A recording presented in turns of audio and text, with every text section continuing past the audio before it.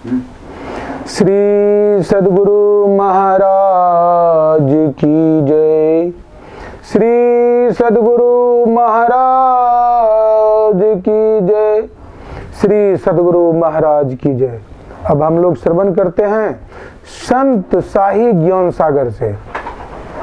विषयों में तृप्ति नहीं। उपस्थित सत्संग प्रेमी महानुभावों, माताओं एवं बहनों, संत कबीर साहब कहते हैं, अस संगति जरी जाओ नौ चर्चा रोम की, दुल्ह बिन बारात कहो किस काम की। और गोस्वामी तुलसीदास जी महाराज कहते हैं, जोग कुजोग ज्ञान अज्ञानियों, जहां नहीं राम प्रेम परधानु, जरऊ सो संपत्ति सदन सुख, सुहृद मातु पितु भाई, सन्मुख होई जो राम पद, करई न सहज सहाय।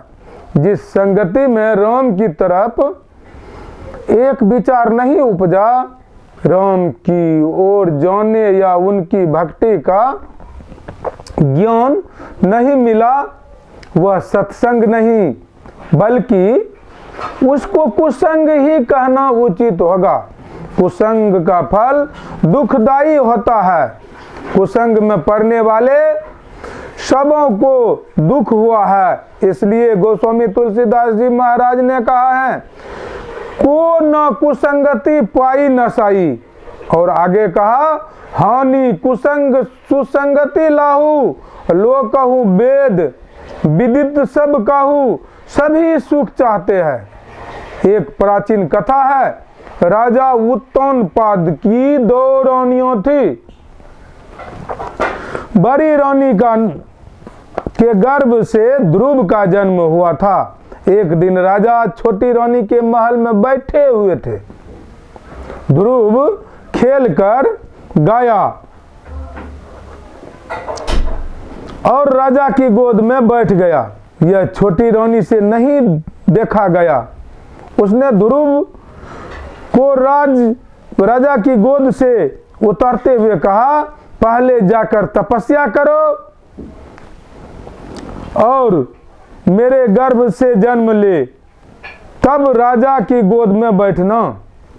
ध्रुव रोता हुआ अपनी माता के पास गया और अपनी माता को छोटी रानी के दुर्व्यवहार की सारी बात कह सुनाई। माता ने कहा, पुत्र रो मत, तुम्हारी माता ने जो कुछ कहा है सत्य ही कहा है। जाओ तुम तपस्या करो। तपस्या करने पर इस पिता की क्या, उस पिता की गोद में बैठोगे जिस पिता की गोद में से कभी उतरना नहीं पड़ता है। ध्रुव जब तपस्या करने हेतु जंगल की ओर जाता है तो रास्ते में नारद मुनि जैसे गुरु मिल जाते हैं। नारद मुनि की कृपा से ध्रुव को तपस्या में सफलता मिली। ठीक ध्रुव को तरह जो जन गुरु के वचन में विश्वास करते हुए उनकी आज्ञानुकूल संसार में बरतते हैं और साधन भजन करते हैं, वे बहुत सुख पाते हैं। ईश्वर भक्ति में सबसे पहले श्रद्धा की आवश्यकता है। श्रद्धा नहीं तो भक्ति नहीं। गोस्वामी तुलसीदास जी महाराज के शब्दों में कहा जाएगा, श्रद्धा बिना धर्म नहीं होई। आप खेती करते हैं, जमीन को जोतते हैं, बोते हैं, उसकी निकौनी आदि करते हैं, रक्षा करते हैं, तब अन्न मिलता है। उसी तरह ईश्वर प्राप्ति के लिए ईश्वर भक्ति करनी होगी, तब अविनाशी सुख की प्राप्ति होगी। यह माइक सुख क्षणिक है। माया कहाँ तक है? गोस्वामी तुलसीदास जी ने कहा, गो गोचर जहाँ लगी मन जाई, सो सब माया जाने हूँ भाई। इंद्रियों के द्वारा जो भी सुख अनुभव करते हैं, सही मायने में वह सुख नहीं है। दुख है। असली सुख कहाँ है? संत महात्मा गण कहते हैं वह सुख आपके अंदर है, लेकिन युक्ति जाने बिना उस सुख की प्राप्ति नहीं होती है। करतल गत न परहि पहचाने। संत कबीर साहब ने भी कहा, पानी बीच मीन प्यासी, मोहि सुनी सुनी आवत हंसी। पहले आप लोग अपने स्वरूप को पहचानेंगे, तभी परमात्मा स्वरूप को भी पहचानेंगे। पहले अपने शरीर का ज्ञान होगा, तब दूसरे के शरीर का ज्ञान होगा। अपने शरीर का ज्ञान नहीं, किसी का ज्ञान नहीं, यह बात युक्ति युक्त है। जब आप सोते हैं तो आपको शरीर का ज्ञान नहीं रहता है, तो संसार का भी ज्ञान नहीं होता है। गोस्वामी तुलसीदास जी महाराज ने कहा, सुभग सेज सोबत सपने बारदी, बुरत भय लागे पोटहु नाव नो पार पावसो, जब लगी आपू नो जागे। आप स्वप्न देखते हैं, स्वप्न में ही आप पानी में डूब रहे हैं। आपके समीप एक दो कौन कहे करोड़ों नाव आ जाएं, परंतु डूबने का दुख तो जगने पर ही मिटेगा। स्वप्न का दुख सोने वाले को सत्य प्रतीत होता है, लेकिन जगने पर वह दुख तुरंत वह सत्य हो जाता है। जागना क्या है? विषय का रस छूट जाए। राजा ययाति ने अपने पुत्र से जवानी लेकर विषय सेवन किया, परंतु विषय भोग से तृप्ति नहीं हुई। अंत में उन्होंने पुत्र को जवानी वापस कर दी और कहा, विषय सेवन से विषयों की अग्नि शांति नहीं होती। गोस्वामी तुलसीदास जी महाराज ने विनय पत्रिका में लिखा है, बुझे नो काम अग्नि तुलसी कहूँ, विषय भोग बहु गीते। यह कामअग्नि तो विषय की उल्टी दिशा में ही गमन करने पर शांत होती है। जो अज्ञान दशा में पड़े हैं, अर्थात आत्मज्ञान विहीन है, उनको सुख कहाँ, उन्हें शांति कहाँ।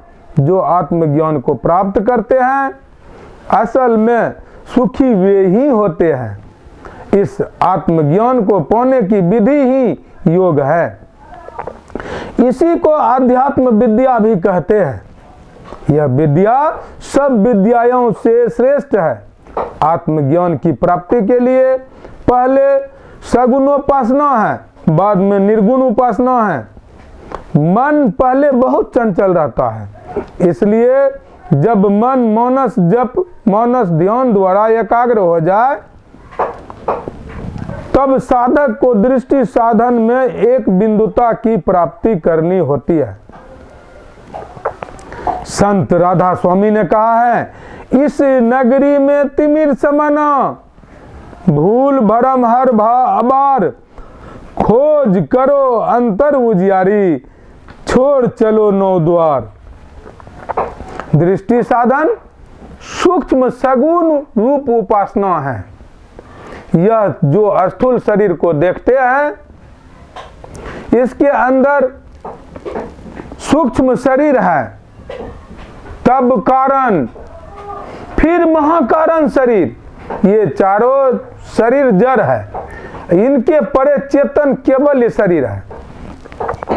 इस चेतन आत्मा द्वारा ही परमात्मा की पूर्ण पहचान होगी।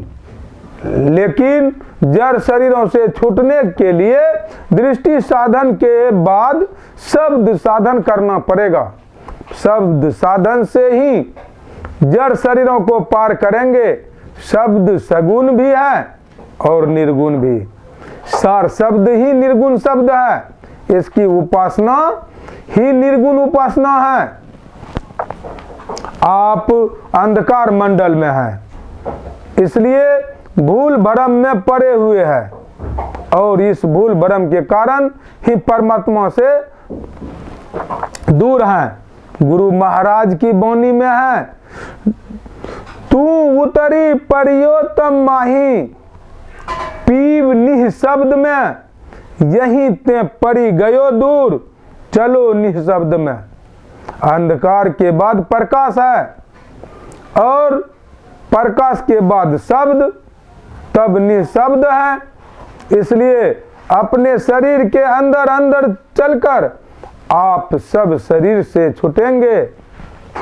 इसलिए ध्यान बहुत अपेक्षित है। मन का निर्विषय होना ही ध्यान है। ध्यानं निर्विषयं मनः। बिना गुरु के यह योग विद्या अधूरी रहेगी और संसार का दुख लगा हुआ रहेगा। गुरु बिनु भव निधि तरई न कोई, जो बिरंची शंकर सम होई।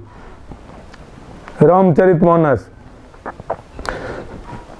यह प्रवचन दिनांक 26/6/1970 ईस्वी को प्रातः काल हरिहर शाह कॉलेज, उदा किशुनगंज, जिला मधेपुरा के प्रांगण में हुआ था। श्री सद्गुरु महाराज की जय। श्री सद्गुरु महाराज की जय। श्री सद्गुरु महाराज की जय।